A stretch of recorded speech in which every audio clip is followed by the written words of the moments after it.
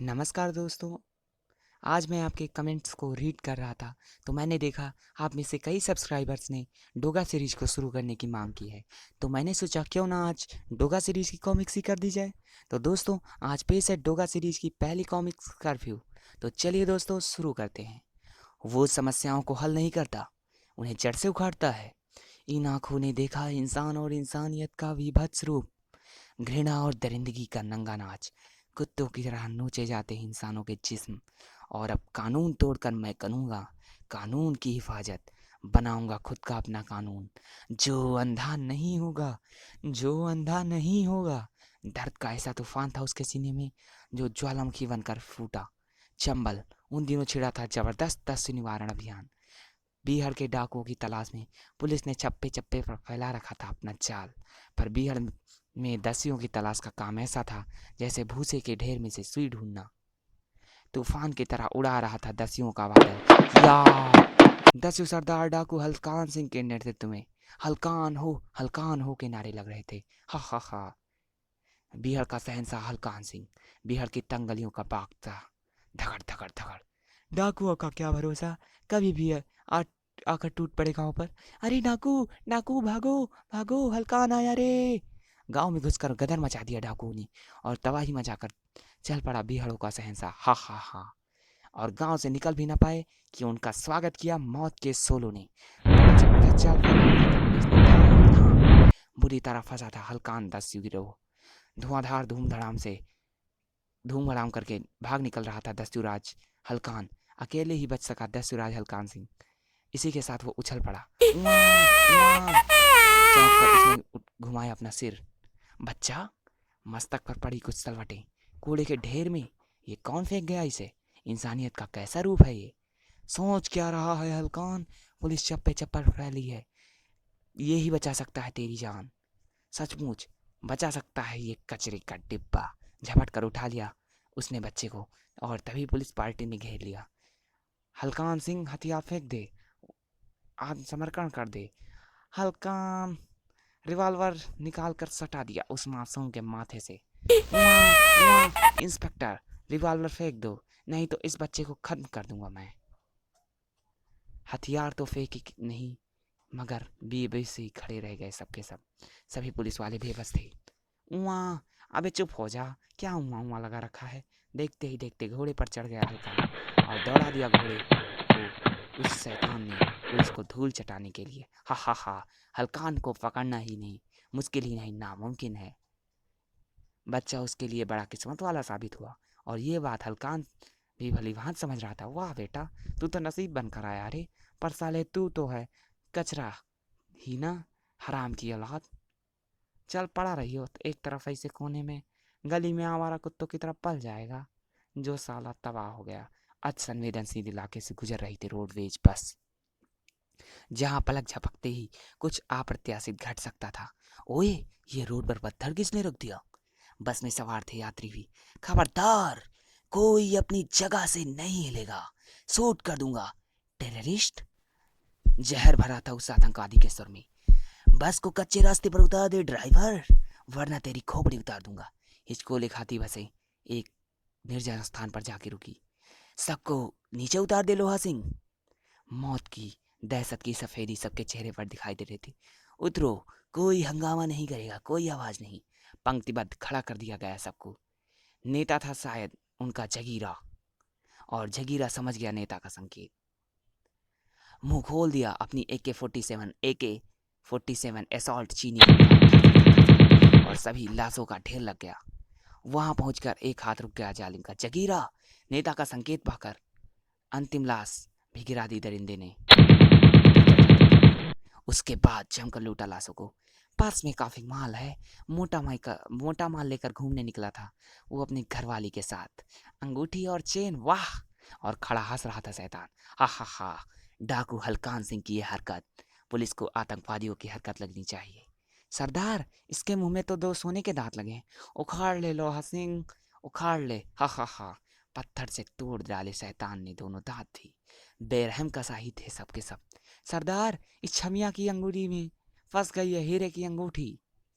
ले तू भी काट लो भी डाल अंगुली। काट ही कर ही ही अंगूठी, ही ही। ही काट हीरे ले की पूरा अंगूठी अंगूली। का क्या हम्म, करेगी अब ये हीरे की लाश? हो अंगूठी का क्या हो करेगी अब हो ये हो लाश, हा हो हा हो हा। हो हो हो हो हो। और आंखों में आंसू लिए हैवानियत का खेल देख रहा था वो बालक भी, जिसके सीने में उठ रहा था नफरत का सैलाब। क्रोध से भींची थी जिसकी मुट्ठियां हलकान सिंह अपने इस नसीब को हर अपराध में साध रखता था। महानगर बंबई, एक विशेष पान मसाले के विज्ञापन ने धूम मचा रखी थी। पान खराब, बस एक ही पाउच में हो जाएंगे आप इसके दीवाने। सचमुच लोग ढूंढ रहे थे पान खराब को। पता नहीं शहर के किस कोने में मिल रहा है पान खराब, हर जगह मिल रहा है तो ये विज्ञापन। और उस रात क्या टीवी, क्या आकाशवाणी, धुआंधार प्रचार हो रहा था चारों ओर। संचार के इन माध्यमों से पान खराब का इंतजार की घड़ियां खत्म। कल आपके दरवाजे पर उपस्थित होंगे पान खराब के सेल्समैन, जो आपको देंगे पान खराब, वो भी बिल्कुल मुफ्त। पूरे शहर में उन दिन लोगों की जुबान पर एक ही नाम था, पान खराब। सिर्फ एक ही पाउच। एक से मेरा क्या होगा, तो आप दो ले लीजिए। वाह पान खराब। उसके विज्ञापन हो गए गायब, क्योंकि दूसरे दिन लोग खुद ही पहुंच रहे थे पान खराब के पास। पान खराब देना, पूरा डिब्बा ही दे दो, मेरा तो पूरा परिवार मांग रहा है इसे। लकी मैन, ये आखिरी है। सचमुच दीवाने हो गए थे लोग। पान खराब नहीं है, क्या बकते हो, काला बाजारी करोगे पान खराब की? सचमुच नहीं है, उफ। बच्चे भी नहीं अछूती थे पान खराब के जाल से। वाह पान खराब, अब आएगा मजा, महा मजा।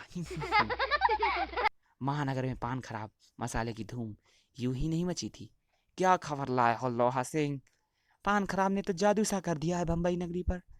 पान मिठास, दंतूर, पान चिराग जैसे मशहूर पान मसाले अपने ग्राहक ढूंढ रहे हैं, और पान खराब के लोग दीवाने ढूंढ रहे हैं अपना पान खराब। ये तो कमाल है। अपने पीले पड़े पपड़ी जमे दांतों को दिखाता हुआ नक ढंग से हंस पड़ा वो। यहाँ तक पहुँचने के लिए हलकान ने बहुत लंबा सफ़र किया है। सुनते ही खूनी चमक आ रही थी उसके चेहरे पर। ये सफ़र कुछ और छोटा हो सकता था सरदार, अगर वो कचरे का डिब्बा हमें दगा ना देता। प्रतिशोध की अग्नि सुलग रहा था लोहा सिंह की आंखों में। जबड़े भिज गए थे हलकान सिंह के। जगीरा, सातिर सिंह और हमारे दल के सभी साथी उस कचरे के डिब्बे की गद्दारी की ज्वाला में भस्म हो गए सरदार। उस समय अगर आप और मैं निकल ना आते तो पुलिस का कितना लोहा हमारे जिस्मों का हिस्सा बन गया होता। फिर यहाँ महानगर में आकर नया दल बनाने में कितने बरस लग गए हमें। बस करो लोहा सिंह, बस करो, जख्मों पर नमक मत छिड़को। क्रोध से लार टपकने लगी हलकान की। वो कचरे का डिब्बा आज भी याद है मुझे। देखो, इस बेल्ट पर लगी इस गोली को देखो, पूछो कि ये क्यों लगी है लोहा सिंह। इस गोली पर उसी कुत्ते का नाम लिखा है। लोहा सिंह, बम्बई में पान खराब की सफलता को देखते हुए हमने इसे पूरे भारत में फैलाने का निश्चय किया है। कामयाबी आपकी कदम चूमेगी सरदार। आओ, देश की प्रतिष्ठित विज्ञापन कंपनियों से संपर्क करो और पान खराब के प्रचार करके पूरे भारत में फैला दो। बच्चे बच्चे को पान खराब की लत लगनी चाहिए। और उस सुबह एक और हंगामा मच गया बम्बई की सड़कों पर। ये किसकी शरारत है, किसी आतंकवादी की है क्या? शहर के चप्पे चप्पे पर लगे थे पोस्टर, कोई दीवार नहीं छोड़ी थी उसने। आखिर ऐसा क्या लिखा था पोस्टरों में? मंत्री हलकट सिंह की मौत का पैगाम है ये। कल 2 बजे उसके बंगले में मैं खुदा कर बारूद में बदल दूंगा। दुनिया की कोई ताकत नहीं बचा पाएगी उसे। कल ठीक 2 बजे। पूरे शहर में लगे इन पोस्टर्स को ने प्रशासन की नींद हराम कर दी। What nonsense! रातों रात पुलिस पोस्टरों से रंगीन हो उठा। पूरा शहर पोस्टरों से रंगीन उठा। पुलिस नहीं जानती कि यह हरकत है किसकी। What nonsense! खींच उठे थे पुलिस कमिश्नर मिस्टर त्रिपाठी। खैर, पोस्टर्स लग चुके हैं, कितनी बदनामी होनी थी पुलिस डिपार्टमेंट की हो चुकी है। अब मैं आप लोगों को पूछना चाहता हूँ कि कल 2 बजे आपका क्या व्यवस्था है, मंत्री जी की क्या सुरक्षाएं हैं?